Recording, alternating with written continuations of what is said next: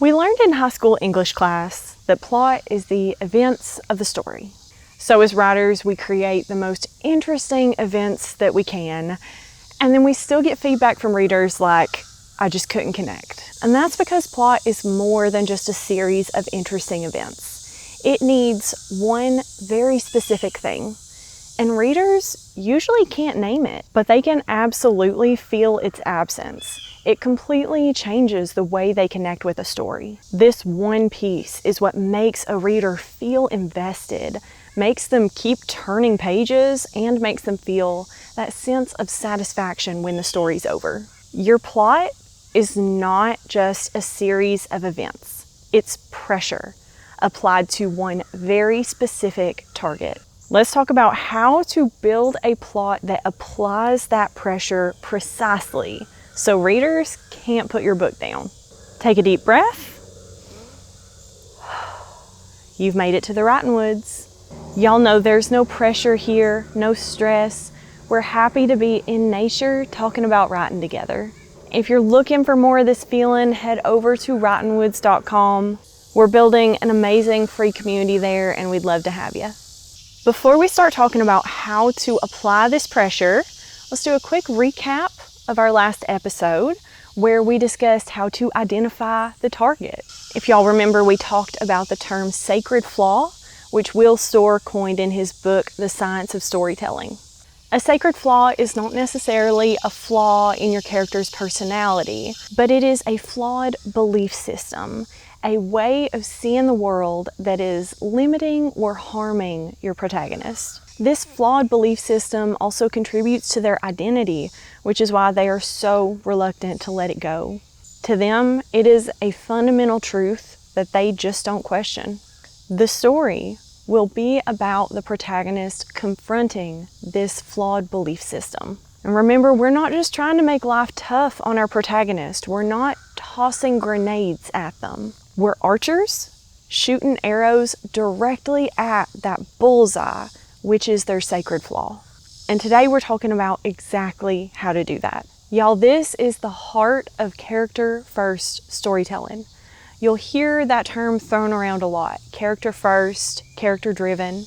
And that can mean a lot of things, including that your protagonist has agency. Their actions and decisions actively influence the events of the story. But that's not the entirety of what character-first storytelling really means. At its core, character-first storytelling means that the plot is designed to target the sacred flaw. The sacred flaw is the bullseye, and the plot is the bow and arrow. So what is the real job of the plot? Because it's not just to be interesting. The primary purpose of the plot is to put pressure on the sacred flaw. It can do that in 3 ways, which we will talk about here shortly. But it's important that as the writer, we're not just asking what happens next. When we're building the plot, we should be asking what would force this character to confront what they believe. That is the job of the plot. So I'll say it again, plot is not just events. Plot is pressure. It's tempting to imagine an interesting story with twists and turns and then build a character that fits into that. And while that story might be intriguing, it's gonna feel shallow. Instead, we're gonna define our protagonist's sacred flaw, their flawed belief system, and then we'll design a plot to test that belief. How do we do that? 3 steps. The first job of the plot is to expose the belief. Remember in the last episode when we talked about the multiple layers of a sacred flaw? We've got the spoken belief, the thing the character is actually aware of. This could be something like, if I trust people, I get hurt. And then they usually have a defense of that belief, which would be something like, people are untrustworthy. This is their evidence that this worldview is valid. But underneath that, we have the real, deeper belief, the real sacred flaw. And this could be something like, safety comes from emotional distance. Characters are usually in denial of that deeper belief. It's not something they look at. It's just a fundamental truth that they believe and that they have built their worldview around. It's a base assumption that they just accept, the same as the sky's blue. So the first thing our plot needs to do is make them look at that belief. The deeper core belief that is used to build the surface level belief and defenses. The story needs to reveal it, reveal that deep sacred flaw. So for the belief, safety comes from emotional distance. The author should ask themselves, what situation would reveal this belief? For example, this could be a situation where the protagonist is forced to rely on someone else. Maybe there's a medical emergency. Maybe they're trying to navigate a romantic relationship or another kind of partnership. During these situations, the reader often recognizes this deeper belief even before the protagonist does. So with these events, the plot may be revealing the sacred flaw to the reader, to the character, or to both. Now, once the belief has been revealed, the second job of the plot is to challenge it. This is the meat of the story, and if you remember one thing from this episode, I want it to be this. The events of the story need to contradict the protagonist's sacred flaw. A lot of the time when we're designing plots, we think, how do I make the situation worse? Or how do I make the character's life harder? That is throwing a grenade. Instead, we are going to think, how do I contradict their sacred flaw? And that is aiming an arrow. Because every time that happens, we make it harder for the protagonist to keep believing. Going back to our example, let's say the sacred flaw is safety comes from emotional distance. An author might feel inclined to create more betrayal, to put the protagonist in the path of untrustworthy people. That feels like conflict. It makes the character's life more difficult. But in reality, it is confirming their sacred flaw. Every time somebody betrays them, while it's difficult externally, internally, it actually validates their flawed belief system. They say to themselves, see, I'm right. You can't trust people. But if instead the author creates situations where the protagonist encounters trustworthy people, where their expectations are contradicted, it puts pressure on that sacred flaw. Imagine someone who sees the world this way. Let's call him Ron. Ron loses his wallet. He thinks to himself, oh well, whoever found it got a couple $100 in a nice leather wallet. He cancels his credit cards and writes it off. Then, a few days later, somebody shows up on Ron's front porch and hands him his wallet. The person found it and returned it to the address on Ron's license. All the cash and cards are still there. Ron thinks, oh, they were just hoping for a reward. He tries to hand the person money, but they won't take it. They just say they're glad to get it back to him, and they leave. Ron just stands there, confused. On the surface, this doesn't look like conflict. It's not throwing the protagonist into the fire. But what is happening internally? Ron has been presented with evidence that his sacred flaw, a belief system that is fundamental to his understanding of the world and himself, could be wrong. His sacred flaw has been challenged, contradicted. There are now two realities inside him that cannot comfortably coexist. That is tension, and that is pressure being applied directly to the sacred flaw.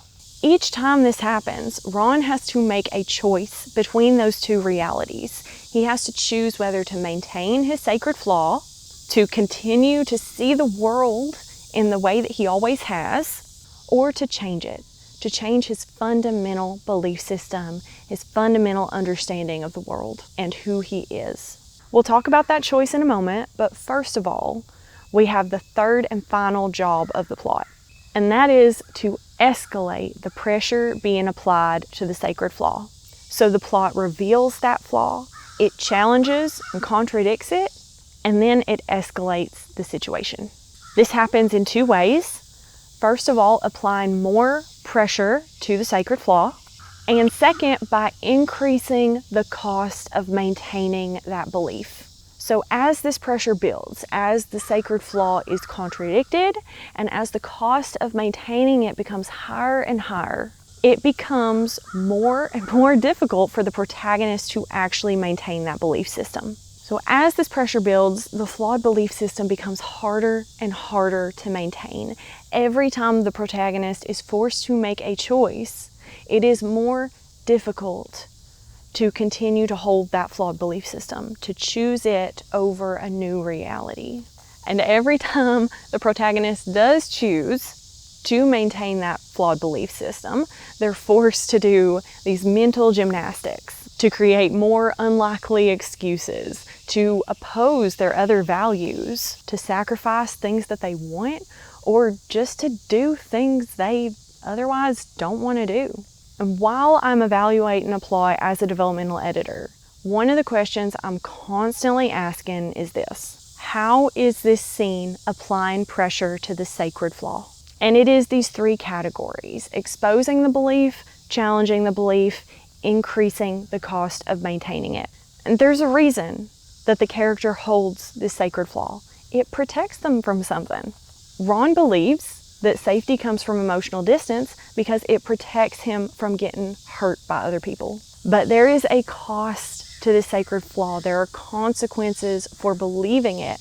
Remember, we said that by definition, a sacred flaw is a belief system that harms or limits the character in some way. Because Ron holds this underlying belief, he misses out on connection with people, because real connection requires trust. When we start the story, that may be an acceptable trade-off for Ron, but as the author, we need to up the ante, increase the cost of maintaining the belief. Maybe Ron meets somebody he wants to have a deep connection with, but he can't because of that belief system, because of his fundamental inability to trust. Now, his sacred flaw will protect him from pain and will protect his identity, but it will cost him a deep and lasting relationship with that person. The stakes just increased. The pressure on that sacred flaw increased. And these scenes are often overlooked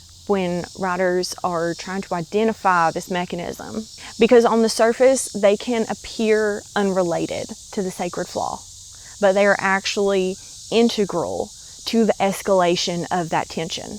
And identifying these links, identifying how all this is working together, requires a very strong, clear understanding of the protagonist's sacred flaw. So now that we understand the three basic jobs of the plot, what the events of the story are trying to accomplish, we can look at a loose structure for the way this develops throughout the story.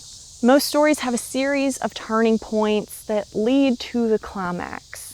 And these all have to do with the character facing their sacred flaw. So every time Ron is faced with a situation that contradicts his flawed belief system, he has to choose whether to reinforce that belief system or release it.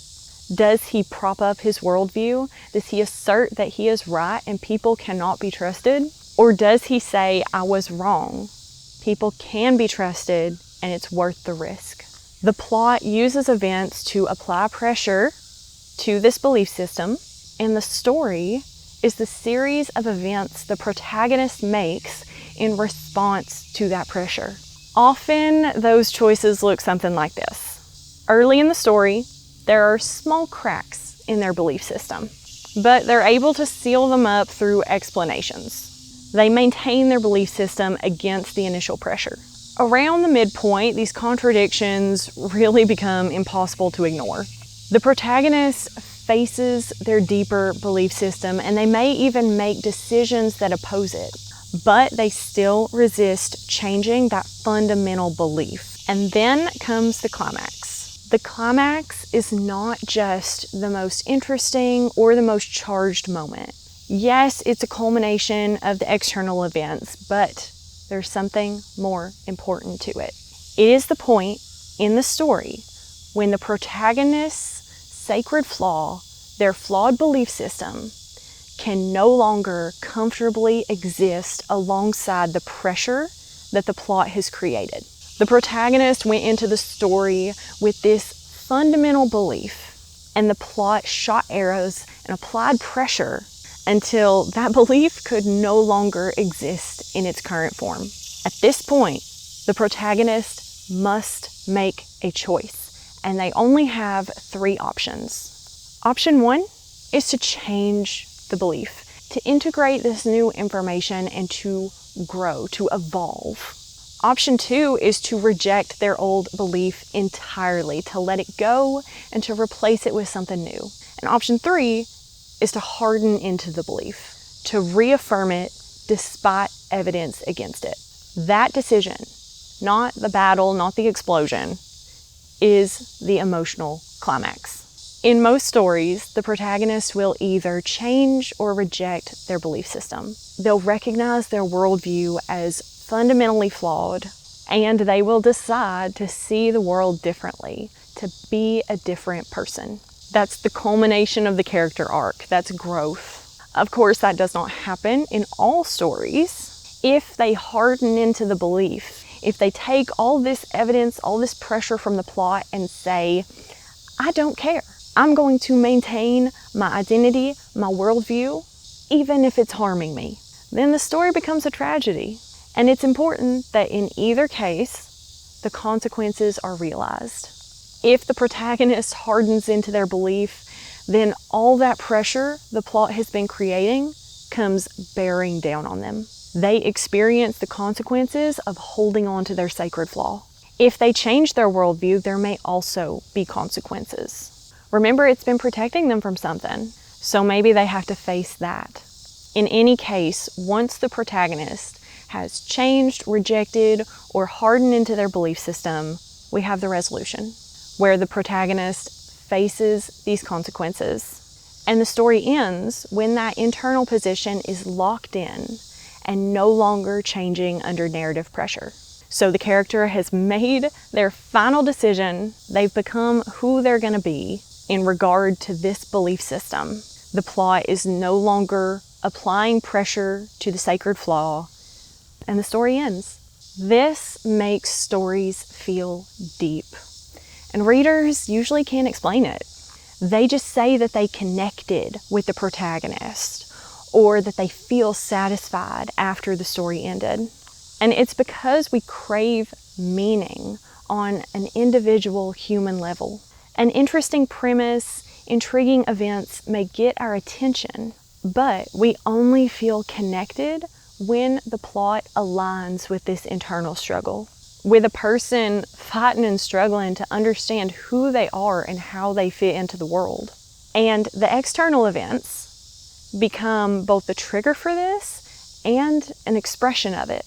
The plot applies pressure to this internal struggle, and the external consequences show the concrete result of the protagonist's inner state. Y'all, this framework completely changed the way that I write, edit, and experience stories. Once you understand it, you'll start to see it in all your favorite books and movies. The stories that stick with you and you never could explain why until now. Just remember that when you're developing your characters and your plot, you are not throwing grenades. You're aiming arrows at one specific target. And the best stories tend to have the tiniest targets. If you can't clearly and simply state your protagonist's sacred flaw, you probably don't know what you're aiming at yet. Once you have that, you can design a plot that exposes that belief, challenges it, and then increases the cost of maintaining it. And your story will feel aligned and will feel like it moves forward in a way that really few actually do. And when that's the case, readers won't just watch what happens, they'll feel it.